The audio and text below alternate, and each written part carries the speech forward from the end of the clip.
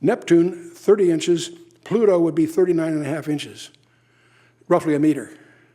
So our whole model, if I was building the model of the solar system here, with the sun being a little tiny period, the whole thing would occur within a 7-foot circle, 1 meter in radius, call it, okay?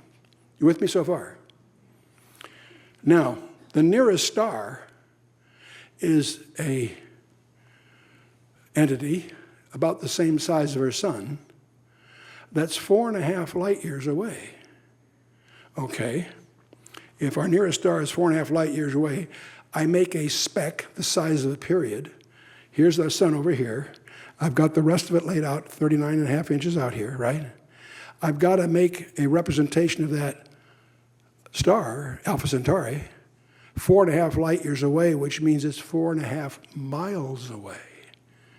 I suddenly have to get a larger piece of paper, okay? So 4.5 miles away. My question to you is, how much gravity do you think is operative between a speck the size of a period and another speck the size of a period 4.5 light years away when I have to square the distance between them? The answer is gravity has no impact, has a negligible impact, right? If you imagine these two stars in the size of golf balls, one of them's here and the other one's in Denver. You get how much gravity is between two golf balls separated by almost 800 miles. You see what I'm getting at? So the Milky Way in our model would be 100,000 miles in diameter. See, you get a feeling of the vastness of these spaces. Now remember, in Newton's thing here, the square of the distances is that the distances are squared, and they divide into that. That minimizes the impact. So we're going to explore a little bit what I call the boundaries of reality. And I'm going to use Da Vinci's Vitruvian Man as just a symbol of man's reach. And we're going to take size getting bigger to the right. So things that are larger than man, we call the macrocosm, and that leads to the study of astronomy and astrophysics. And the great discovery of 20th century science was that the universe is finite. It might be big, it might be expanding, but it's finite, not infinite. That has staggering implications. That's what led to the Big Bang conjectures and other things. Huge, huge. We're going to explore the other direction for even more bigger shocker things, the smallness, which we call the microcosm. Let's talk for just a moment about the model of an atom. We generally represent that by a nucleus and electrons spinning around it, right? Now, we know this is obviously not to scale. We know that the nucleus is in the neighborhood about 10 to the minus 13 centimeters. Okay, that's very small, but it's measurable, all right? The electrons moving around that are in the neighborhood of 10 to the minus 8 centimeters. What we're interested in here is the ratio between them, okay? The linear ratio between them would be 10 to the minus 8 divided by 10 to the minus 13, or 10 to the fifth. What I mean is that the orbit of the electron, if I want to visualize it that way, is 100,000 times the size of the nucleus, right? 10 to the fifth. You with me so far? But that's linear. If I'm laying this out in terms of area, I've got to square that. If I'm going to talk about volume, I've got to cube it. So the volumetric ratio is that thing cubed, okay? 10 to the fifth cubed is 10 to the 15th. What does that mean?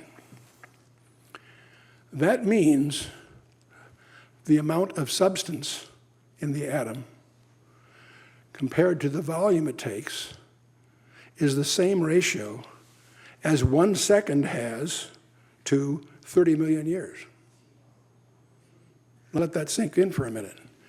I have a podium up here that feels pretty solid. Tim, our technician, would assure me that this is as solid as the technology can make it, right? And Bob Schober challenged that and says, no, there's nothing here at all. He's more correct than I am by a ratio of 1 second to 30 million years. This is mostly empty space. Why does it feel solid? Because the molecules that make up my hand are colliding with the molecules that make up this podium to create the illusion it's solid. And it's a very effective illusion, but it is an illusion. We are the victims of a digital simulation. Now, it turns out if I take a line, let's say I had a piece of string up here and I cut it in half, if I cut it in half, I could take the half that's left over and do that again, couldn't I? So I can take the half and divide it in half. I can take that half. I could keep doing that, right? Conceptually, you think I could do that forever. It might get too small to do it practically, but you could at least in your imagination, whatever I've got left, I cut in half, I throw the other way. It turns out there's a discovery to be made here, because if I keep trying to do that, I get down to a point, it happens to be 10 to the minus 33 centimeters, where if I cut that in half, that loses locality. It becomes everywhere at the same time. Why? Okay.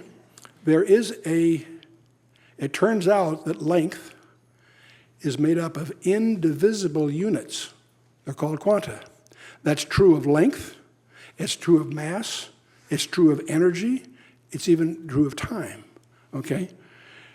If they get smaller than the Planck limits, they lose what we call locality. So we discover that there's a limit to largeness at the macrocosm. That's understandable, perhaps. We can sort of grasp that. What we can't handle is we go smallness. There's a smallness below which we can't reduce. And we discover we are in a digital simulation. Okay? The Planck length is 10 to the minus 36 centimeters. Planck time is 10 to the minus 43 seconds. There's not a unit of time quicker than when the light changes and the guy honks behind you. No. The smallest unit of time is 10 to the minus 43 seconds. I'm convinced that the twinkling of an eye is 10 to the minus 43 seconds. Not the blink of an eye, the twinkling of an eye. So every physical dimension we encounter, length, mass, energy, time, is made up of indivisible units that tells us we discover that we're inside a digital simulation. And so this is the big thing. So if you look at the metacosm, the whole big picture, we are in a finite digital simulation. Now, scientists are concerned about some of these so-called constants of physics, and they're busily trying to verify the constants appear to be changing. Because not just the speed of light, there's other constants they're even more concerned about. Scientific American, June of 2005.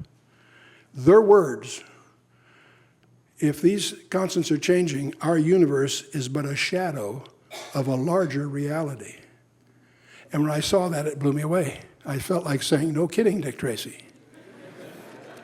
That's what the Bible has been saying all along. The more you know about quantum physics, the more you know about the boundaries of our reality, the more you find that that is expressly mentioned in the Scripture. We now know that we live in 4 dimensions, not 3. That's what Paul says in Ephesians chapter 3, verse 18. He lists the 4 dimensions of our universe in Greek. Interesting. The more you know about the frontiers of real science, the more comfortable the Scriptures. You discover it's way ahead of us. And are we surprised? We shouldn't be. Okay. So we have molecules. We take some of these atoms and they'll start sharing electrons, making molecules and so forth. That's going to lead to something else I want to talk about. If we take gas and add energy to it, it becomes plasma. And if I use these symbols of the large symbol being oxygen and the other little symbols being hydrogen, if they are together but the energy is so high that they're not directly associated, that is a ionized gas called plasma. If it cools down a little bit so that the hydrogen atoms stay associated with the oxygen atom, that becomes H2O as we think of it, as a gas. We call it, it's as a gas. And if we cool it down a little further, it becomes a liquid. That's the way we generally encounter H2O as a liquid. And if you cool it down further, it becomes a solid. Sometimes that solid will be in the crystalline form, but it's still a solid, okay? The real point I want to make here, there are 4 states of matter. In school, we typically are aware of 3 of those. A solid, add energy, it becomes a liquid. Add energy, it becomes a gas. Add energy, and it becomes a plasma. Many writers in the press confuse plasma as simply an electrified gas. No, it's a different state of matter. It has behavior that's distinctive, and that's the shocker that comes out of all of this. And so the 4 states of matter. The entropy is maximus for the plasma. The entropy is minimized as a solid. Okay. Now, astronomers explained their views about it. See, they can relate to gravity. We can visualize gravity every time an apple falls to the floor. We understand gravity, we think. So they try to explain what they think they know about the universe in gravity terms. They rely on 17th and 18th century tools of their forefathers, Kepler and Newton, whenever they deal with gravity, fluid mechanics, magnetism, lodestone, rather than those tools of the 19th century. They never bothered to learn James Clerk Maxwell's discoveries. People who go into electrical engineering really learn that stuff and produce products as a result of that. But Clerk Maxwell, the electromagnetic field theory. Furthermore, the astronomical conjectures are not empirically based. They're not done by scientific method. They're conjectures upon conjectures. They ignore data that does not support the presuppositions or the preconceptions. Therefore, they must postulate particles they've never seen and forces they have not experienced. If you read about the frontiers in astronomy, constantly talk about particles they haven't. They're spending a fortune on trying to find particles that they've never seen and forces that they haven't experienced. Why are they hunting for them? We have no reason to believe they exist. Not really. If you've been through some of our materials on quantum physics, you may remember this chart. I only want to get one number out of it. We have gravity and electromagnetic and their relative strengths. Electromagnetic strength is about 10 to the minus 2 of the strong force. The gravity is 10 to the minus 38. It's the ratio between those two I want you to be aware of. The electromagnetic force, there's 4 forces in the universe, but the electromagnetic force in the universe is 10 to the 36th times as strong as gravity. I want that to sink in. Not 36 times, 10 to the 10 with 36 zeros after it, times as strong. It can be that much different, okay? And by the way, it can go positive or negative. Gravity attracts but doesn't repel. Electromagnetic does both. Oodles more, okay? Now, the effects of gravity are minuscule. The effects of electromagnetism can be 10 to the 36 times as great. The entire volume of our galaxy is filled with diffuse clouds of magnetized plasma, electrically charged ionized particles. 99% of the matter in the entire universe is in the form of plasma. There's no missing mass.